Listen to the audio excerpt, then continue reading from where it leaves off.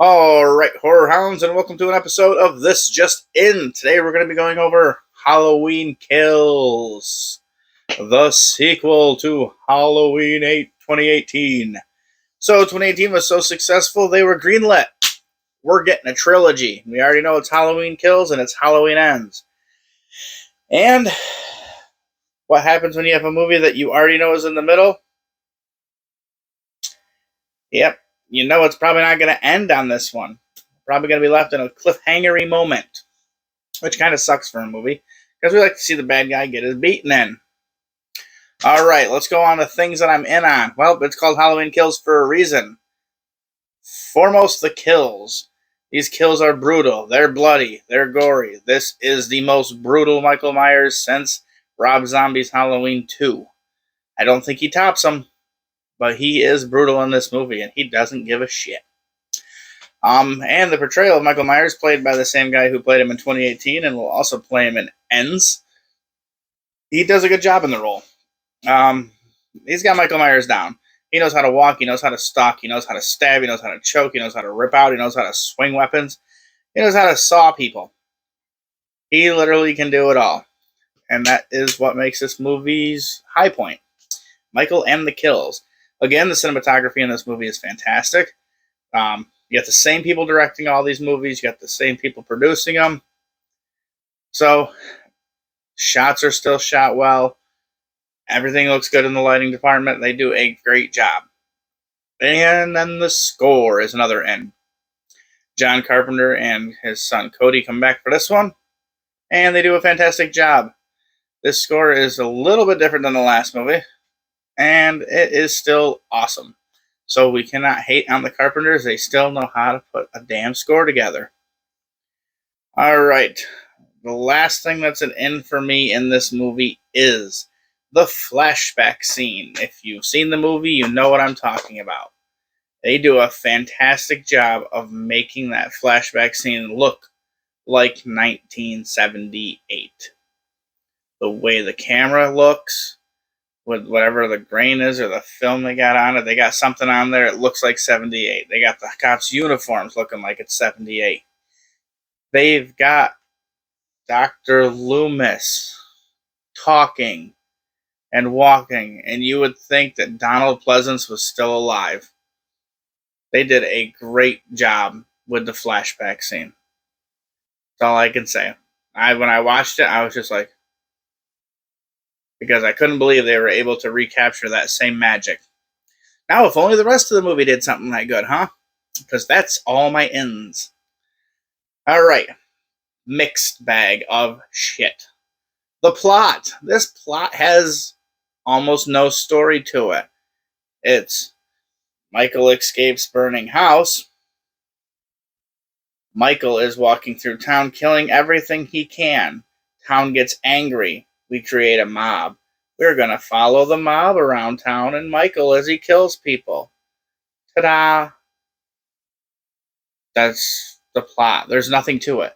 This is literally a plot that is filling in from one movie to a third movie. It is the middle movie, but it's not really a fucking movie. It's like a stepping stone.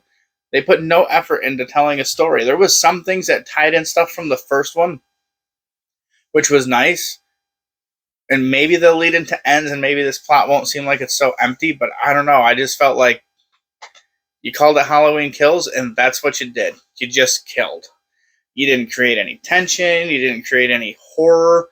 There was no part of this movie that was scary. It's a scary movie, and there was nothing scary about it. It's just a dude going on a mass murder, which I love movies like that. So, it was up my alley in the sense of all the kills, but another thing that I was mixed on, the humor. Not an out like it was in the last one, but I was mixed on it because there's a lot of shitty lines in here, but there are some funny ones. There was times I laughed out loud in this movie. If you know what I'm talking about, there's a nurse with a gun. If you don't know, go watch that scene alone. That scene alone is worth it. It is hilarious just to see that part. You can probably find it on YouTube somewhere. So you don't have to sit through the whole movie if you don't want to. And the last thing that's mixed for me is the ending of this movie. Like I said, this is a stepping stone movie. So guess what? It's a stepping stone. You don't get anything definitive. And in this movie, Judy Greer plays a bigger part. That is Laurie Strode's daughter. And in this movie, she actually acts very well. So you're finally on board with this character. And at the end, when everything looks like it's good and she's staring out a window because she's in the Myers home, Michael kills her. And somehow in this movie, Michael just wanted to go home. That's what the plot of Michael is he's killing people till he gets home. Because he wants to go home.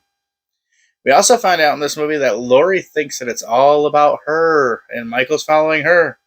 And come to find out, it's not. It's not. He's not chasing down Laurie. This is not a brother-sister thing. He has no infatuation. So, sorry, Laurie. What you thought was going on this whole time, that last 40 years you spent doing all this stuff to get ready for him in case he came back because he wants just you? Nope. And it seemed like it in the last movie, but that was just because some dumbass doctor dropped him off at your house. You were in his path. He doesn't really care that much for you. Alright, on to my things that are out on. Let's start off with the big one. You saw it in the trailer when it came out, and you can still hear it today chanting, "Evil dies tonight. Evil dies tonight." That line is said in this movie so fucking much. It's almost like they weren't really sure what lines to put in this movie, and then they came up with that one and said, fuck it, reprinted about 75 times. Thanks. And the evil dies tonight is because of the mob, which is also an out for me in this movie. The mob that's going around and going to kill Michael Myers, and they're running through town chasing after him, trying to find him.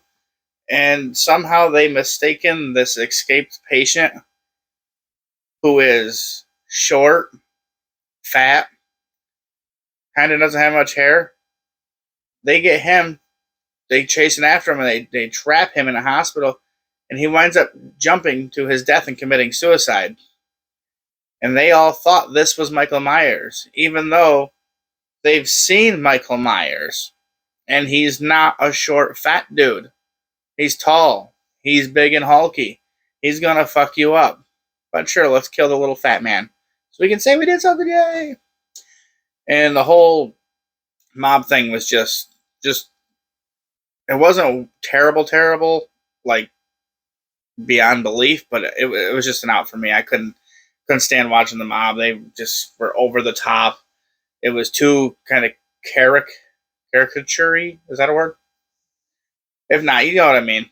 They were like playing a character of themselves, like cartooning it up. The cast in this movie is stupid. This is called Halloween Kills because he wants the highest body count in this movie. Guess what? He probably succeeds with the highest body count. But how do we get there?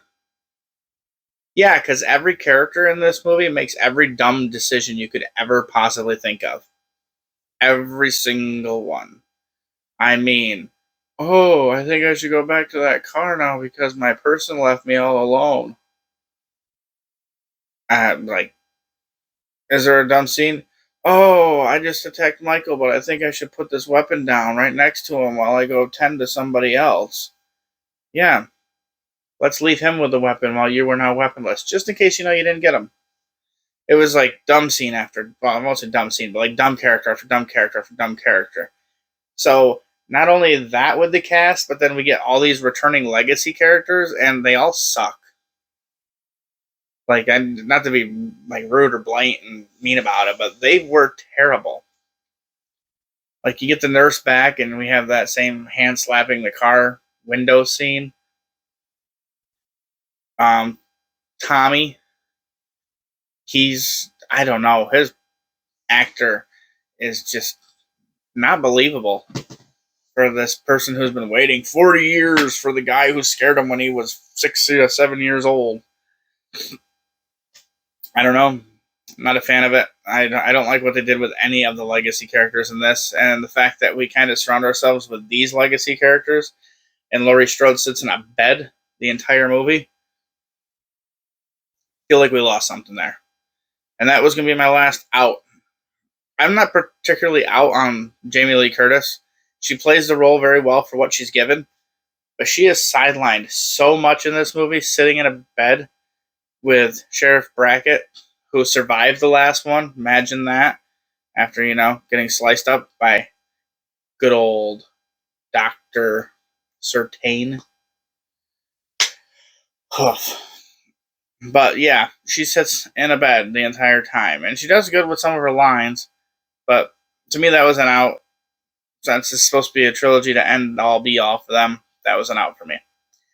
And then the dialogue of all these characters when they're talking is like, how many lines can we have where we just shoot something that is meant for a theater trailer for your TV spot and not something people would say in an actual movie?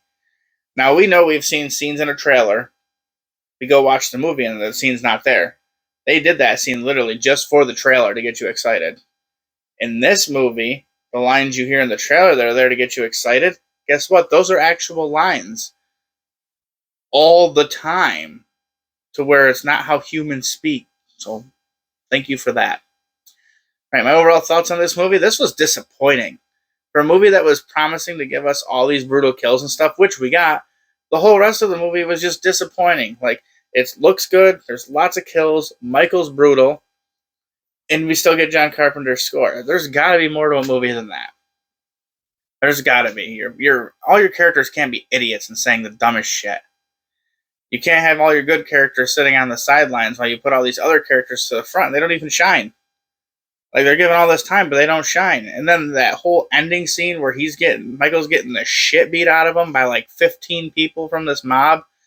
And if I remember correctly, he gets shot and there's all this shit going on. This is supposed to be Michael Myers, as human as can be. We watched him get fingers blown off in the last movie. There's not really a supernatural element to him, but he somehow survives that and kills every fucking one of them like it's nothing. He just goes through everybody. And then you would think with how much they're building Tommy up, there would be an epic battle. Nah, he's part of this 15, 20 people in this mob that Michael kills off in like 30 seconds. Yep, he's part of that too. He literally has his baseball bat like he's carrying on a movie. You think you get a good fight scene? Nope, not at all. So this movie was super disappointing for me. I was excited for it because I liked the 2018 one when I watched it in theaters. When I rewatched it, it did drop for me. It wasn't as fun, but that's probably because, you're in the theater, you have a good time. Everybody likes a horror movie in the dark. So my overall rating on this movie is, this one's just a 3. Just a 3. We're going to hope that Halloween Ends ties a nice little bow on this. Or does it keep going downhill? Because 18 was higher than this one. Yeah, alright. So if I can, have you give me a like, subscribe if you haven't already. Turn on your notification bell so you can see the next one. And leave a comment down below. Maybe you can tell me what you liked about Halloween Kills. If you like blood and gore, it has a ton. It just doesn't offer anything else. Until the next one, guys, which will be Halloween Ends. Rest in peace.